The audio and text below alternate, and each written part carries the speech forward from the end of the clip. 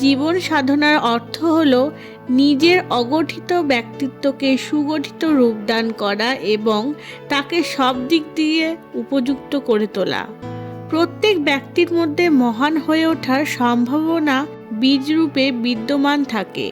প্রশিক্ষণ ও অভ্যাসের দ্বারা তাদের বিকশিত করে তোলা যেতে পারে। জীবন সাধনায় সাধককে 4টি প্রক্রিয়া সম্পন্ন করতে হয়। আত্মচিন্তন। আত্মচিন্তনের অর্থ হল নিজের সমীক্ষা করা, নিজের দোষ ত্রুটিগুলোকে খুঁজে বের করার জন্য সচেষ্ট হওয়া। প্রত্যেক ব্যক্তির স্বয়ং নিজেরই সূক্ষ্ম আত্মনিরীক্ষণ করা উচিত এবং নিজের ত্রুটিগুলোকে খুঁজে বের করা উচিত। নিজের দোষগুলিকে নিরপেক্ষভাবে দেখা এবং তাদের স্বীকার করে নেওয়া উচিত। আত্মসংশোধন।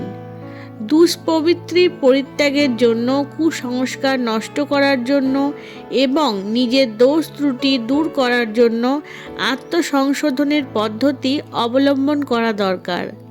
এর জন্য প্রথমে ছোটোখাটো বদঅভ্যাসগুলির সাথে লড়াই শুরু করা উচিত।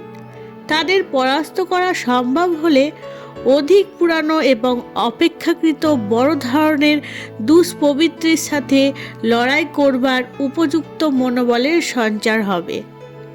আত্মনির্মাণ। জীবন সাধনার 3য় সোপান আত্মনির্মাণ।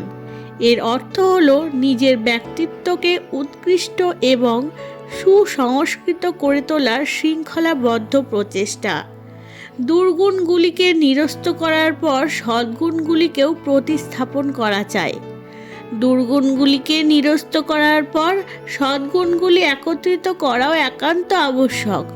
সদ্বিচার এবং সৎকর্মে সমগ্র জীবন পদ্ধতি গ্রহণ করা হলেই ব্যক্তিত্ব সুসংস্কৃত হয়ে ওঠা সম্ভব হয়। আত্মবিকাশ। জীবন সাধনার অন্তিম সোপান হল আত্মবিকাশ, অর্থাৎ আত্মীয়তা বিকশিত করে তোলা। সাধারণত মানুষের চিন্তা ভাবনা এবং ক্রিয়াকলাপ তার নিজের শরীর, মন ও নিজের পরিবারের সুখ সুবিধার পরিধিতেই সীমিত থাকে। স্মরণ রাখা উচিত যে মানবোচিত ব্যক্তিত্ব ঈশ্বরের সর্বশ্রেষ্ঠ কলাকৃতি। এর জন্য স্রষ্টার যেটুকু পরিশ্রম লেগেছে তার অন্তরালে এই উদ্দেশ্যই রয়েছে যে মানুষ তার সহকারীর মতো সৃষ্টির সুব্যবস্থায় সংলগ্ন থেকে এই সহযোগিতা করে যাবে। এই অবস্থায় পৌঁছাবার পর ব্যক্তি সীমিত না থেকে অসীম হয়ে ওঠে এবং তার কার্যক্ষেত্র ব্যাপক পরিধিতে বিস্তৃত হয়ে সৎ প্রবৃত্তির সম্যক রূপে বৃদ্ধিকরণের কাজে সংলগ্ন হয়ে পড়ে। এমন ব্যক্তিরা নিজেদের চাহিদাগুলি কম করে, জীবন ধারণের ন্যূনতম প্রয়োজন পূরণ করার পর অবশিষ্ট ক্ষমতা এবং সম্পদকে সৎ প্রয়োজনে নিয়োজিত করে থাকে। জীবন সাধনার এই 4টি সোপানের সম্মিলিত প্রয়োগ মানুষকে উৎকৃষ্ট ব্যক্তিত্ব এবং উজ্জ্বল চরিত্র প্রদান করে।